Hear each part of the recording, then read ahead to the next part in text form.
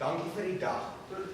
Dankie vir ma en pa en Ilse en Frikkie en Doreen. Dankie vir hierdie mooi land waarin ons woon en vir die regering dat hulle goeie besluite neem. Here, vergewe my asseblief vir alles wat ek verkeerd doen. Beskerm ons teen die kommuniste en die terroriste en beskerm ons manne op die grens wat ons land veilig hou. En al was 'n paar van ma, moet asseblief nie dat sy doodgaan nie. Ek wil nie 'n weeskind wees nie.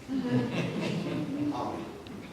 So you'll often find, whether it be the Eugene de Kock story or the Men on the Border story, or Risa de Vet, other ways of looking at Afrikaans, small community, but this particular family, and through the perspective of the child, and the impact generationally, I think that makes it quite special.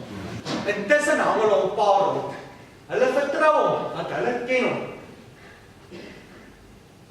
I think in terms of like where it goes emotionally and stuff like that, I actually feel it kind of hums best if I just listen to the play. So as much as I'm trying to make it happen and saying the words, I actually just listen for it to tell me where to go as well. So if you're that open, it comes naturally. But it was really, I mean, what is the physical language? How do we also try and find something a bit unique to this story? We've seen a lot of one-person shows. So really the idea, if you see it again, is from the boy's perspective. And I was likening it sometimes to Michael Haneke, the filmmaker, where you're sitting at the table and then you hear the conversation. And then suddenly someone talks to you and you're like, oh gosh, what, sorry? Those moments where he gets kind of caught up in his world. And that's, so not like becoming dad, it's how he sees dad, this tall guy, vierkantig herken and all that. As opposed to now trying to realistically create mom. What is the essence of her? Well, I am something of a singing teacher, so I have a couple of pupils a week, including my own daughter, who I try and take through the paces.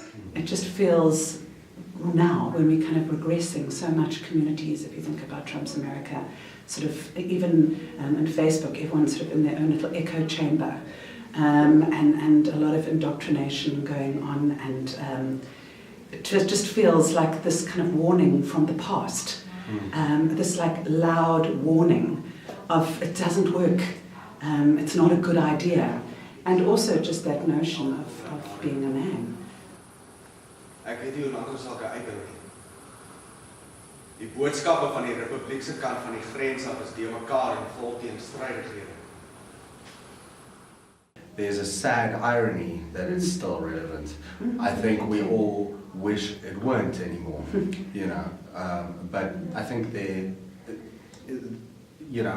so on the one hand there's all this indoctrination in the book that happened in the 70s and around the border war and all of that, but also the suppression with which the fallout of that was dealt with or not dealt with. It was never dealt with, so it's only now, 20 years after, and it's not only the discussions about the border war, about democracy, about race, about like masculinity and things.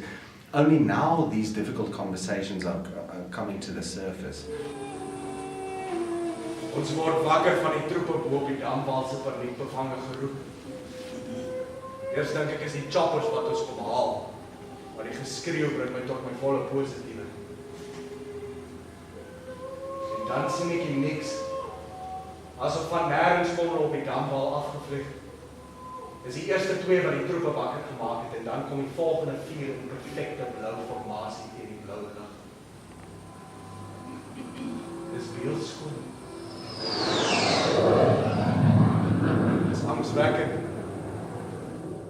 I have a couple of older friends who are actors as well, who are all on the border, and they said it's only now in their midlives and later that this stuff is actually coming to the surface, because it was too violent, there was too much indoctrination. So it is this, it's a requiem, it's like a musical motif that you hear over and over, this, that piece of opera that comes back and goes, and it's like what you said, it's history going, see that, don't repeat it. Yeah.